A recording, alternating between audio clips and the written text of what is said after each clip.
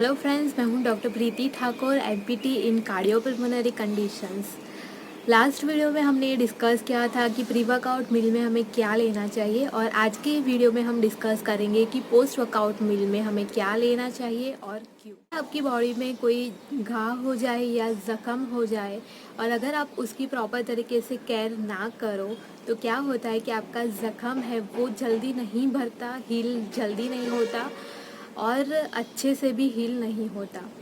उसकी बजाय अगर आप उसकी प्रॉपर तरीके से केयर करो, उसकी ट्रीटमेंट करो, तो आपका जो घाव है वो अच्छे से भर भी जाएगा, हील भी हो जाएगा और जल्दी भी हील होगा।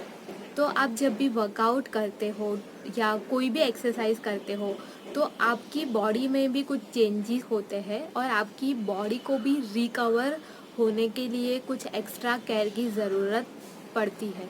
तो अगर आप पोस्ट वर्कआउट एक्सरसाइज करने के बाद, वर्कआउट करने के बाद अगर आप अपना डाइट में ऐसे कुछ इंग्रेडिएंट्स ऐड करते हो तो आपके बॉडी की रिकवरी बहुत अच्छे से और फास्ट होगी और आप जो भी वर्कआउट करते हो उसका अच्छा रिजल्ट भी आपको मिलेगा। मेनली हम दो पॉइंट्स के बारे में बात करेंगे। तो जब भी हम एक्सरसाइज करते हैं, वर्कआउट करते हैं, तो हमारे बॉडी के अंदर जो ग्लाइकोजन स्टोरेज होता है वो कम हो जाता है। तो हमें वर्कआउट करने के बाद फील होता है कि हमारा एनर्जी लेवल बहुत ही लो हो गया है, बहुत ही कम हो गया है।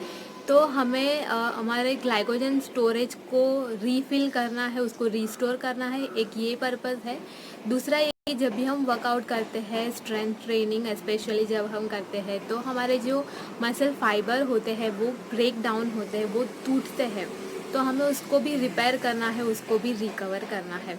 तो पोस्ट वर्कआउट मील में हमें ऐसे दो इंग्रेडिएंट्स ऐड करने पड़ेंगे जिससे हमारी ये दोनों पर्पस सॉल्व हो जाए। तो सबसे पहले हम बात करते हैं ग्लाइकोजन स्टोरेज को रीफिल करने की। तो ग्लाइकोजन हमें कार्बोहाइड्रेट में से मिलता है, जो हमारे मील में कार्ब्स होता है। उसका फिर प्रोसेस होके ग्लाइकोजन में कन्वर्ट होता है, फिर ग्लाइकोजन में से ग्लूकोज बनता है और हमें एनर्जी मिलती है। तो अगर हम कार्बोहाइड्रेट्स लेते हैं पोस्ट वर्कआउट तो हमारा एनर्जी लेवल भी जल्दी से बढ़ जाता है। और जो मसल फाइबर टूटने की बात कर रहे थे हम, उसको रिपेयर करने के लिए हमें चाहिए अमाइनो एसिड्स। तो अमाइनो एसिड्स हमें मिलेंगे प्रोटीन में से। तो हम जो प्रोटीन कंज्यूम करते हैं उसमें रहे अमाइनो एसिड्स हमारे मसल्स को रिपेयर करते हैं और जो नए मसल फाइबर्स बन रहे होते हैं उसमें वो प्रोसेस में भी वो बहुत ही हेल्प करते हैं। तो हमें दो चीज़ ऐड करनी है, एक तो कार्ब्स है और एक तो प्रोटीन है। तो कितने अमाउंट में हम प्रोटीन लेंगे, कितने अमाउंट में हम कार्ब्स लेंगे, वो टोटली डिपेंड करता है कि आप कैसा वर्कआउट करते हो, कैसी इंटेंसिटी के साथ आप वर्कआउट करते हो। फॉर एग्ज़ाम्पल, अगर आप एंड्योरेंस ट्रेनिंग कर रहे हो जैसे कि रनिंग है, स्विमिंग है, साइकिलिंग है, फास्ट वॉकिंग है, तो आपको कार्ब्स की ज़्यादा ज़रूरत पड़ेगी। अगर आप हैवी वेट ट्रेनिंग कर रहे हो तो आपको प्रोटीन की ज़्यादा ज़रूरत पड़ेगी। पर 3:1 का रेशो कार्ब्स एंड प्रोटीन में रखना बहुत ही ज़रूरी है। दूसरी इम्पॉर्टेंट बात कि आपको कार्ब्स एंड प्रोटीन एक साथ ही कंज्यूम करना है। उससे क्या फ़ायदा होगा कि जैसे ही आप कार्ब्स एंड प्रोटीन एक साथ लेते हो तो आपकी बॉडी में इंसुलिन स्पाइक होता है, इंसुलिन एक्टिवेट होता है। और इंसुलिन का बहुत ही महत्वपूर्ण रोल होता है हमारे ग्लाइकोजन बनने की प्रोसेस में। जो हमारे बॉडी में ग्लाइकोजन बनता है, वो सिंथेसिस की जो प्रोसेस होती है उसमें इंसुलिन का बहुत ही महत्वपूर्ण रोल होता है। तो जैसे ही इंसुलिन स्पाइक होगा तो ये ग्लाइकोजन सिंथेसिस की प्रोसेस भी उतनी जल्दी स्टार्ट होगी। तो आपको कार्ब्स एंड प्रोटीन एक साथ कंज्यूम करने हैं। कार्ब्स एंड प्रोटीन हमें बहुत ही सिंपल फॉर्म में लेने हैं ताकि वो बहुत जल्दी से डाइजेस्ट हो जाए। कार्ब्स में आप ले सकते हो कोई भी फ्रूट है, कोई भी वेजीज है, सलाड्स है, या तो आप ले सकते हो राइस।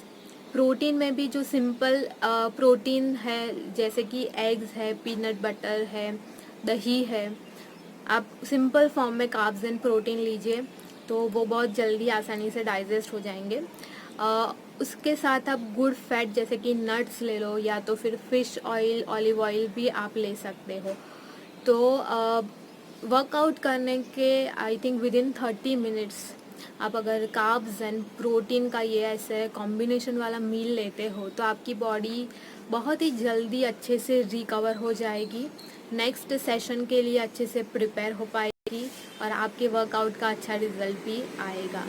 आई होप आपको मेरा ये वीडियो इन्फॉर्मेशन अच्छी लगी होगी। अगर अच्छी लगे तो मेरे वीडियो को प्लीज़ लाइक करना, शेयर करना और मेरे चैनल को सब्सक्राइब ज़रूर करना। तो मिलते हैं अगले वीडियो में, तब तक के लिए stay fit, stay healthy and keep smile.